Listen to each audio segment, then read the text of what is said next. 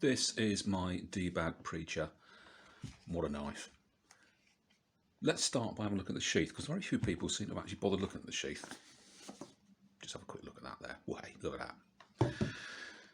The sheath itself is a fairly traditional sort of cookery type sheath. It's lined, you can't really quite see that, it's lined leather lined wood. Stumble a bit. Leg tie, because this is a big knife. Very long belt loop, and that's an advantage because you can actually tie it at that end, pin it on your belt, and it does move as sufficient. And I've tried this, you can actually sit down with it and stand up, although I say this is more of a knee tie, frankly, given the length of my legs and the length and size of the sheath, because it's of a fair old size. The sheath itself is what, it's 17 inches long. It's a big one, and it's really nicely made. Like a lot of leather sheaths, it did absorb a lot of leather conditioner when I first got it. So the knife, I feel like I should have a little drum roll. This is it. It costs $99, which at the time is approximately £72, but excluding the postage, which is I think £25–30 from Nepal, because it's made by Cookery House to a design by dbad. And a beautiful thing it is too. The handle is 4 inches. There are a couple of videos that are a bit critical of some of these products, and I will say there's two things I'm not too keen on with this. First is this grinding mark here, which is imperceptible. Yeah, there we go. Yeah, there you go.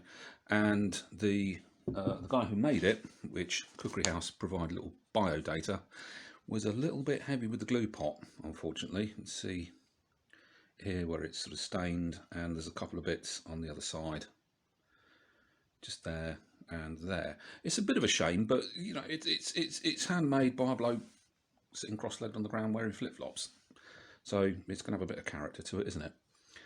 That is completely straight, no worries at all there. Oh, if we're being niggly, I mean, it's not ideal, but you know, it's handmade. Beautiful triple convex lines there. That really is something.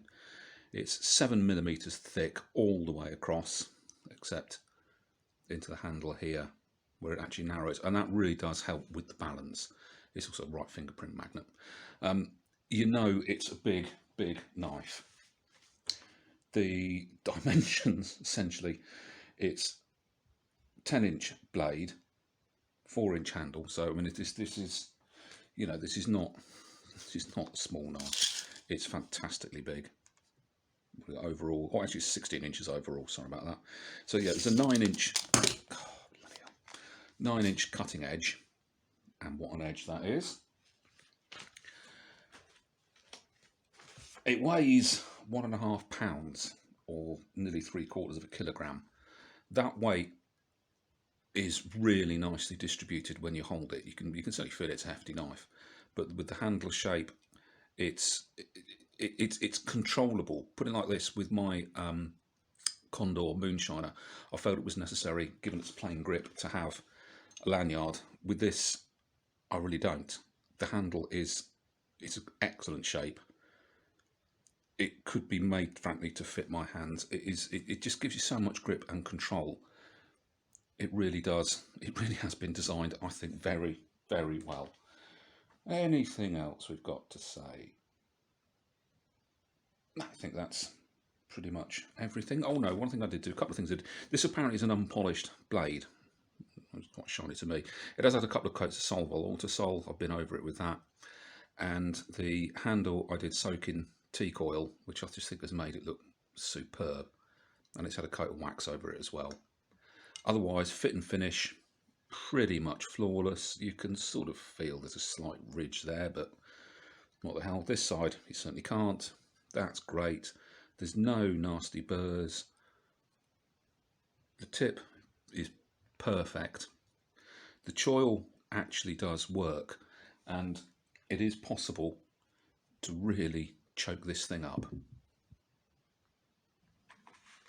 So it's possible, for example,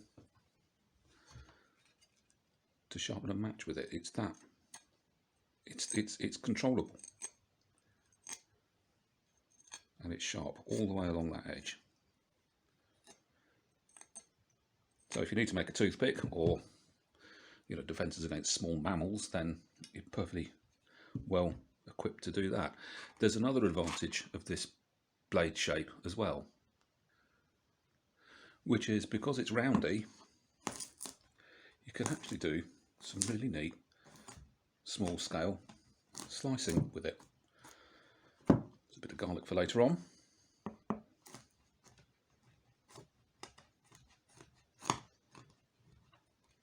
Do like the smell of garlic. So yeah, some quite nice fine bits there as well. And out of the box, I haven't touched this up at all. I have been practicing this as well.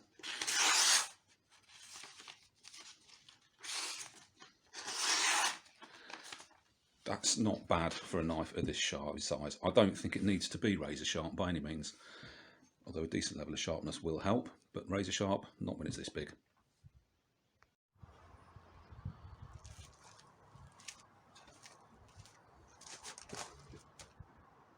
Let's chop into this bit of wood. Let's see what it'll just do first of all, for its own weight. Not as well as I thought.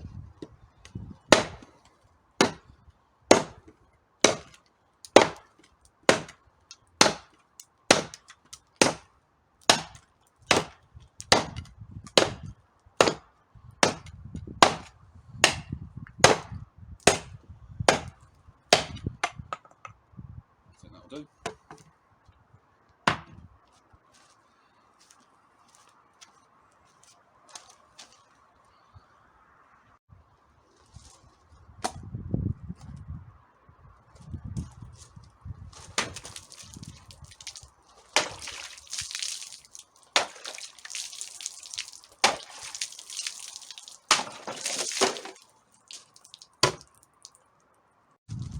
Someone did complain that he bent the tip when he stabbed a 45-gallon oil drum. I haven't got one.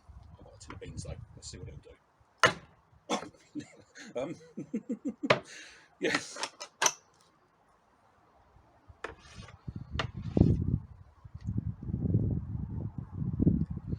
So apart from being a bit beany, no damage. And finally, because I'm not Eric Hussein,